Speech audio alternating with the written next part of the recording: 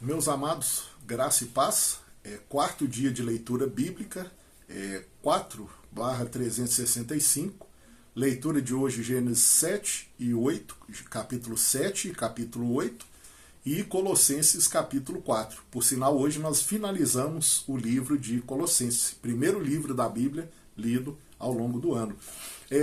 O versículo-chave que eu deixo para cada um de nós é Gênesis 8:1, onde diz que lembrou-se Deus de Noé,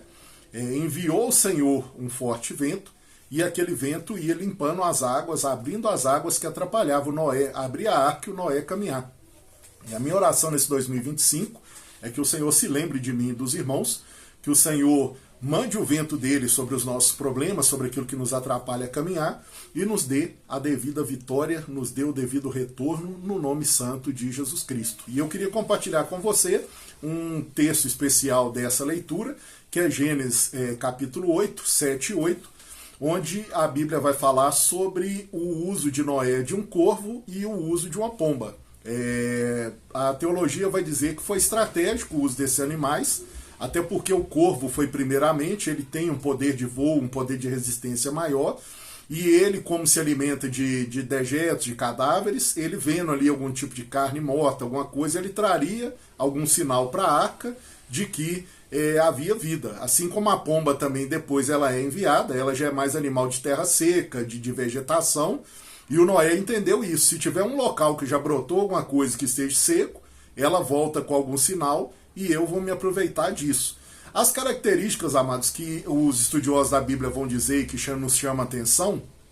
é que a Bíblia vai dizer que o corvo foi e voltou, mas quando ele volta, ele não demonstra uma atitude de carinho tão bonita como a que a pomba demonstrou. A Bíblia diz que o corvo voava de um lado para o outro, ele deixa, até o texto deixa entendido, que ele não chega nem vir na mão ou com carinho a Noé. Ele vai e procura a sua vida, procura restabelecer os seus caminhos que já estavam 150 dias parados, porém quando ele não encontra nada, ele volta com uma espécie de frustração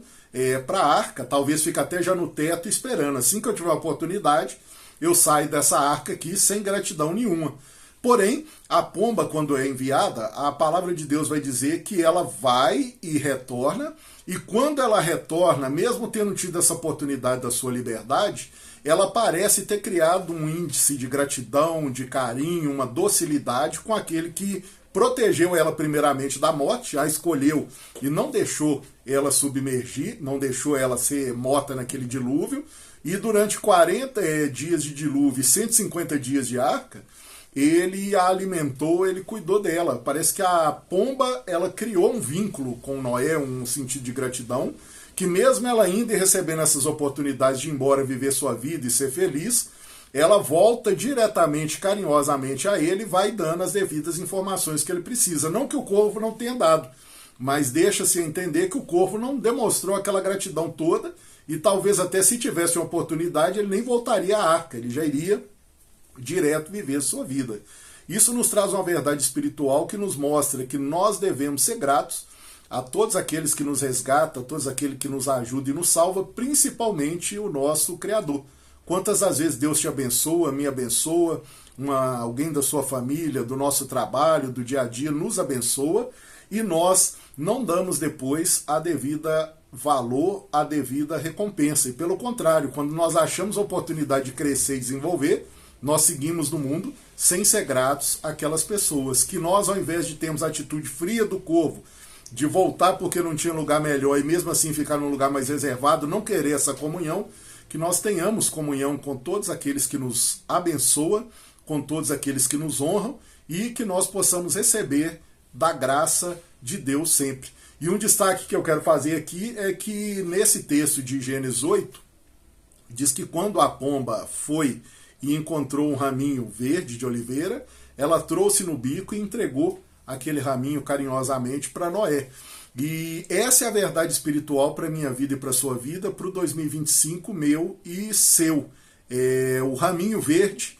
ele é um sinal de que depois de 40 dias de terríveis tempestades e depois de 150 dias preso na arca, onde já não tinha nenhum caminho, nenhuma solução, só morte e destruição em volta e preservação de Deus naquele local, Primeiro, é o indício de que Deus preserva os seus em meio à tempestade e ao perigo. Segundo, aquele raminho verde ele representava de que com Deus no barco, com Deus na arca, lembre-se que a Bíblia diz que é o próprio Deus quem fecha e ceda a arca para que não haja nenhum tipo de prejuízo em meio a toda aquela tribulação. E, por fim, aquele ramo verde representava para Noé de que com Deus ele receberia a oportunidade de viver e de aproveitar os seus dias na presença do Senhor. E a minha oração também para que nesse 2025 Deus veja as nossas tribulações, as nossas lutas, as nossas lágrimas, e que ele venha, o Espírito Santo representando a pomba com um raminho verde na sua vida, e traga dias de renovo e de refrigério